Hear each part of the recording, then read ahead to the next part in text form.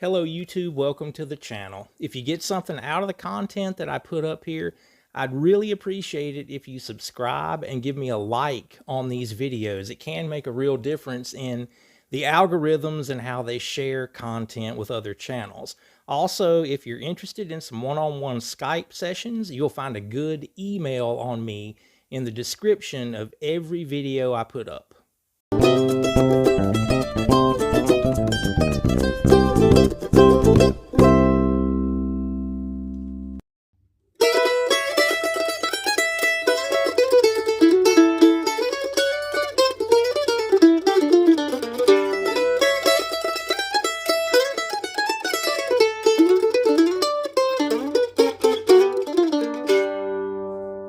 Okay, I know what it means to be lonesome. We're going to do a breakdown on this and talk about improvising over it in today's video, which is adding to that playlist of standards that we can use to grow. Stick around to the end. The Wayne's World of Mandolin Sticker Challenge is going to be up again.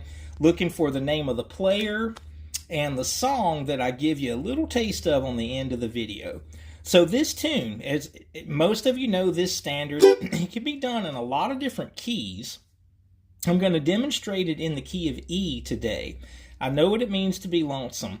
And the melody that we would play and the bluegrass approach to this, super important. A lot of people, Russell used to sing this one in B at times, early on in the days of 3TO, but I like looking at it in G for the purpose of thinking about improvising over these chords.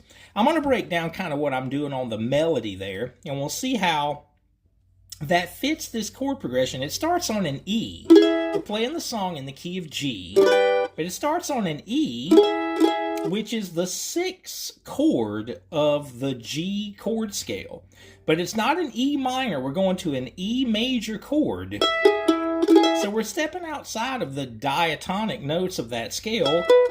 We have an A flat note in that chord instead of a G note if we were playing an E minor. So we're going to have to really think about these chords. We're not going to be able to just float around on the G scale when we get to improvising over it. So that E is the 5 chord to an A.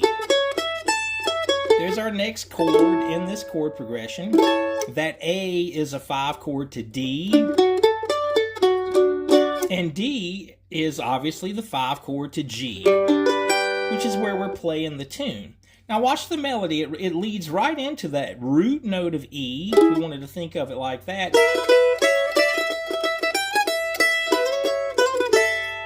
There's our melody. Nice, solid series of pickup notes leading into that E. And I'm bringing the E string open along for the ride. So I'm playing through both pairs of strings with my right hand leading up to that E note. And then a super common slide, that embellishment of a minor third to a major third. In this case, looking at this E triad here. Where we could play that triad in that neighborhood of the fretboard. That's what we're doing, is flirting with that minor third note to give it a little more of a bluesy sound.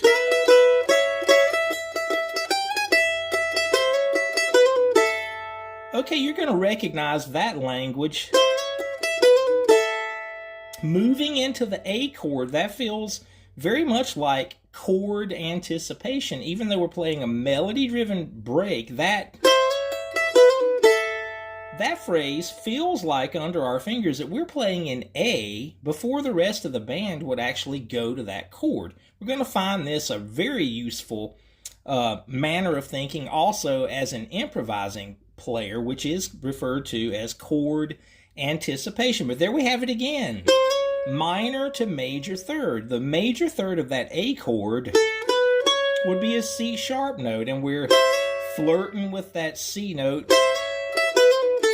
Okay, now that hammer-on, you might notice, like Bill Monroe, those lines that he played in A with those hammer-ons. So we're going to see little pieces of things like that we recognize from other tunes that we've learned. Okay, that would be over the A chord. Now I'm playing right up the scale. that feels like a series of pickup notes, even though it's not on the front of the break. We're leading right into that D note. That's where the band would go to the D chord. Now more chord anticipation. Before the band would ever get back to that G, here, look at that. Minor third to major third again. There we have that, such just incredibly important embellishment to be able to feel. So I'm going to play through those chords again.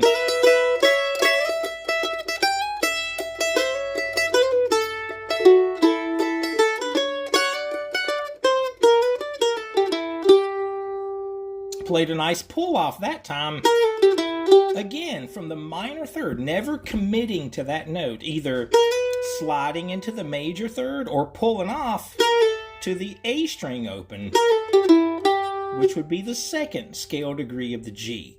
So there we have our melody-driven break, and with the chord progression, this is so cool to play over because we get an 8 count on the E, 8 count on the A, 8 count on the D, 8 count on the G. Some of you guys probably are noticing this is the same chord progression that happens in the bridge part, or whatever you want to call it, when you play rawhide. It's in the key of C, and it goes to a major third chord, starting on an E, goes through this same cycle of fifths, as you would refer to a circle of fifths tune.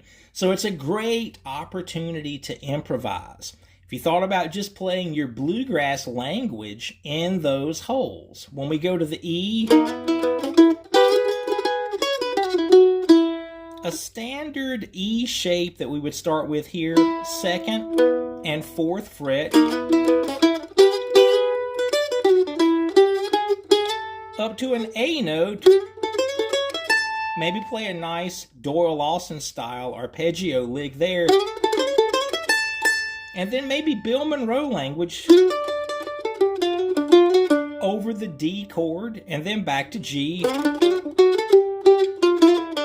Another Monroe lick. So look how I played over those chords, not with the melody, but addressing each chord, not with quite as much of a textbook approach as some of the other sessions that we've done on the channel talking about this, but just kind of using our bluegrass language that we're familiar with.